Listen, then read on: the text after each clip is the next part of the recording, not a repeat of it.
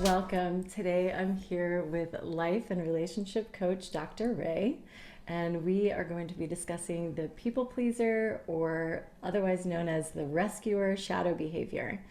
I'm a women's empowerment coach and healer, and I help women heal their trauma and unleash their passion, power, and purpose into the world. And I love talking about shadow behaviors because these are the obstacles that typically take women out of their businesses or out of their relationships. And without the self-awareness of these shadows, they can come into fear. They can be in self-doubt. They can have confusion in their life and their relationships. So we're going to go over the people pleaser, some symptoms, some indicators of this shadow behavior, and see if you can identify yourself within this today. Here's my list. So you might avoid conflict. You might say yes when actually you mean no. And you might say something like, I'm in the flow, even though you don't like the direction that something's going. You might take on other people's problems, their feelings, or their projections. You might find yourself to be controlling, and you might get nervous or worried all the time. You might put yourself on the back burner and not express your needs within a relationship. You might feel victimized, gaslit, sometimes disrespected. You might even feel like you're not seen in your relationship as well. And your mood might depend on other people's moods, and you could get anxious or overwhelmed when people around you are not feeling well. So I have Dr. Ray here to let us know how the people pleaser might affect us in our relationships with our men as well. So obviously he's a man, he's a relationship expert, and he's a solo parent. So if you can, I'll give you some basic scenarios, and then if you can tell us how to get our men to be more present, to take action, and create deeper connections with us, that would be amazing. So here's the first scenario. Okay. And this is something I've dealt with in my life. So my partner can't do anything. I feel like I'm his mother and that I have to do everything, and I don't really trust his decisions. What do I do? So the biggest issue here is that word you just said, trust. Trust. Yeah.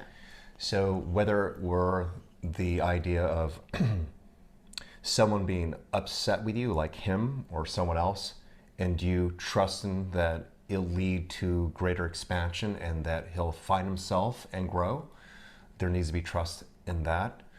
To you also know that you can connect to other resources and support in which could hold that container for you and create the life you want to live regardless with or without him. It's trusting that whatever is to unfold, that you have control of your emotions and where your life is going, and so does he. And the most difficult one here is when we have children and our child is over there and there's no boundaries, there's no containers. Our children come back and they're extremely tired. You can tell something was inconsistent, to maybe the foods they had eaten, to the partner shows up late, to where there's this tension and you have to kind of spend more time with your child to kind of acclimate more to kind of your schedule and routines. And again, in that also is this greater trust of knowing that my child is experiencing the buffet of life. And he, all of us have gone through challenges, including you and I, traumatic experiences, to be where we are. And to recognize that, there's a spiritual curriculum that I'm not aware of that my child is going through, and there's a spiritual curriculum that my ex-partner or partner is going through that I'm not aware of. So the part about getting him to take action, there has to be some extreme pain point, as an example, for him to take action. There has to be some leverage where he feels like he's going to get some type of gain to where it's something that where it feels very important to his heart, and he finally does something. As an example is, I've had women come to me and say my partner has a drinking problem, and I share with them that, you know, unless it's a problem for him, it's not a problem. So Right. it's like he justifies, you know, how much he drinks, why he drinks, and he might even say he only drinks 2 or 3 a night. And to him, it is okay, but every time he drinks, he's not present with the children or you. He seems to take things personally. He's not experiencing himself from your perspective, in your shoes. Therefore, it's still not a problem. Just because you say you have a drinking problem, or we're going to go see a counselor because your drinking problem, he might not relate to why is this a big deal. So until he feels that it's important to him, it's really hard to get any man or any person to take action. So the first thing we need to do is lead our own lives. Because here's the truth with like pretty much all situations, and that is there's an end goal that you want if he were to show up. And that would be probably right, and I don't want to put words into your mouth, is I have more ease and consistency, right? Yeah. Okay? If he were to show up, there'd just be this idea that I have a healthier masculine figure for my son, right? Right. There's also this idea that maybe I'd get some financial support or some like, you know, muscle into this relationship when I need help because I'm doing all the drive-in and so forth. So all those things you would like, whether he were to say become healthy or not, you don't know if his personality is going to change anyway. You don't know if this is who he is, or if he's just in his behavior, Right. or you see where I'm coming from? You still don't know. But what you do know is what you want and what you prefer. And to be in that position, that codependent position, to try to get this from your man, you might be waiting forever.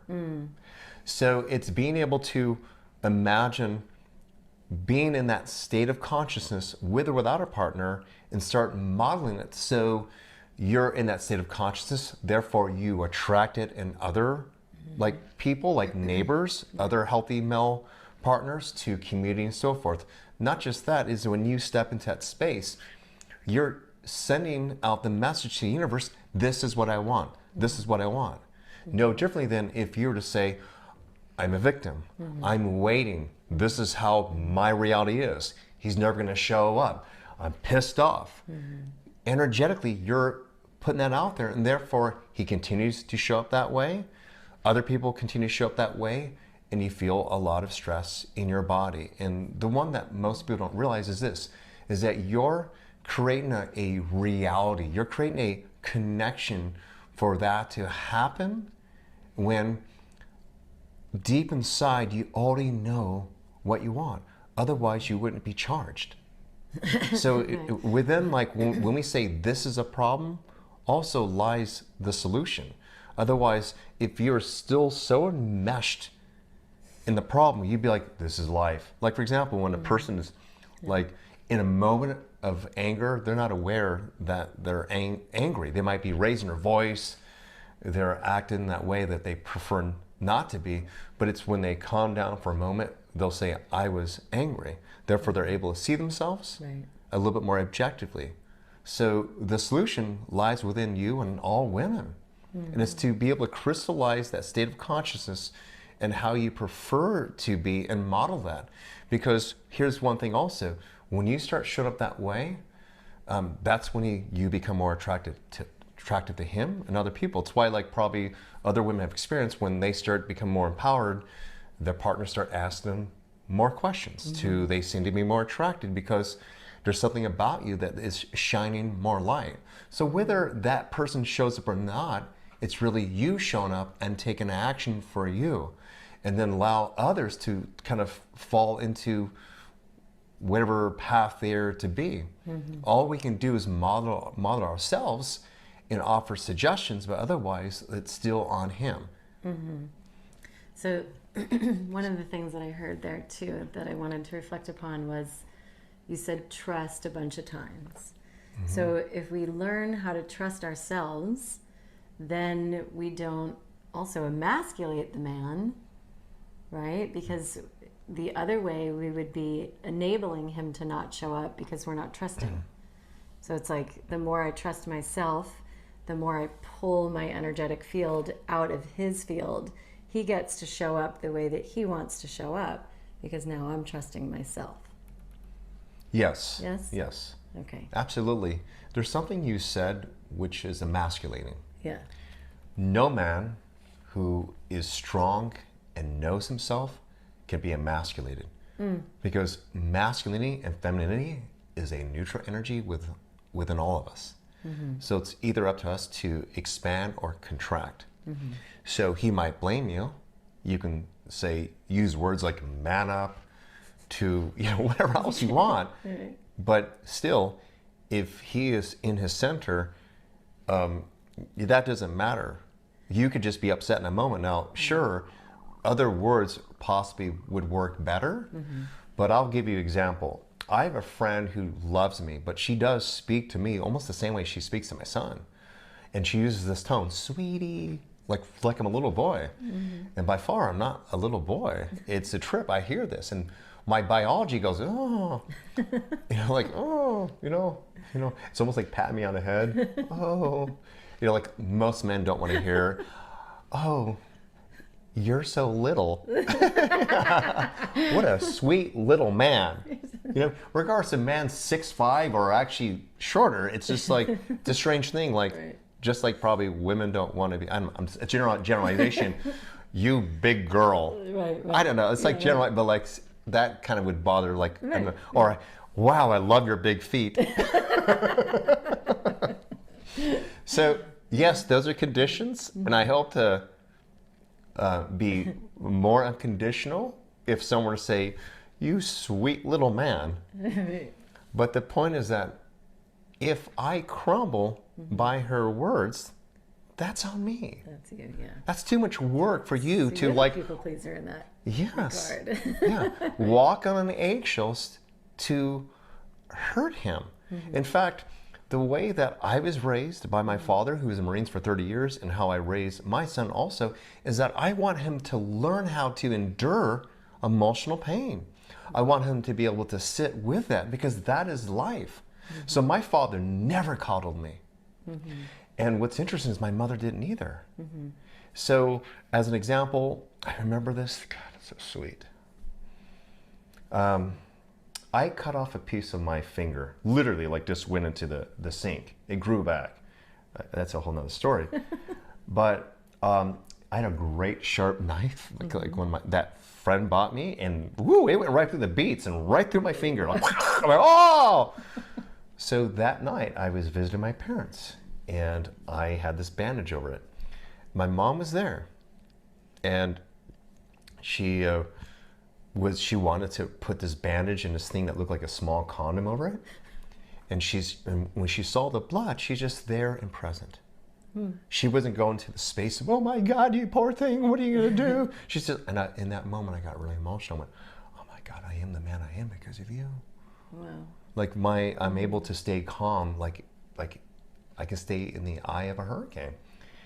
And what the funniest thing was cute about this, because my both my parents have passed away, but my mom's like this small Asian woman, and she's putting the rubber protector over so it wouldn't get wet. And my dad was there, like the kind of New York Jew from the Bronx with his kind of New York accent. Mickey, do this, with his kind of micromanaging her, and she's just, this is like your size.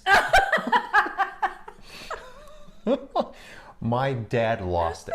We all lost it. And my dad just started laughing because, like a rubber. But it was a really cute moment between my parents. But what I really got from that was that was really cute, but was just the holding the space.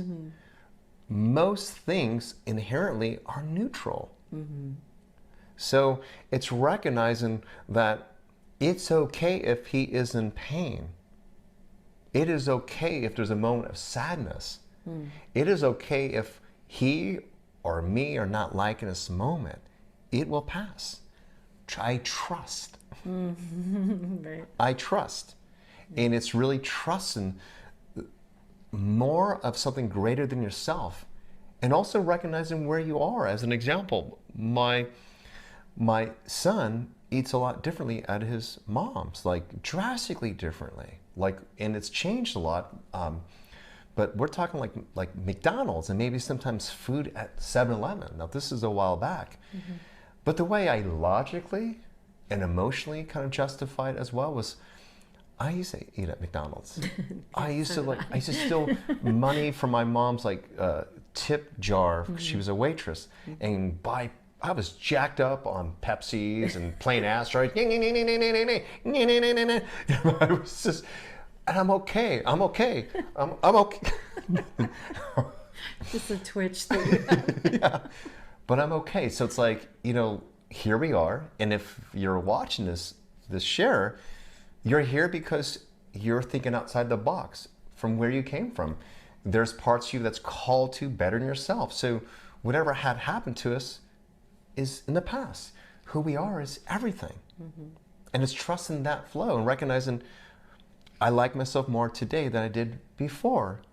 And it's because life happened with me, not to me, with me.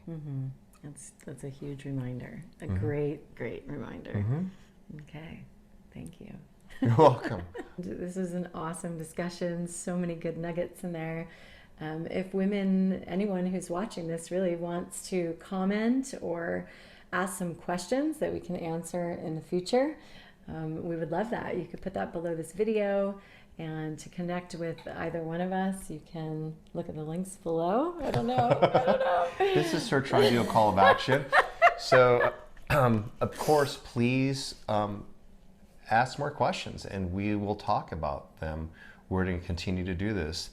You can reach me also at my website, which is www.raydoctor.com. That's RAYDOKTOR. Also below are the links to reach us as well. Yeah, you can reach me at NicoleAnandaCoaching.com.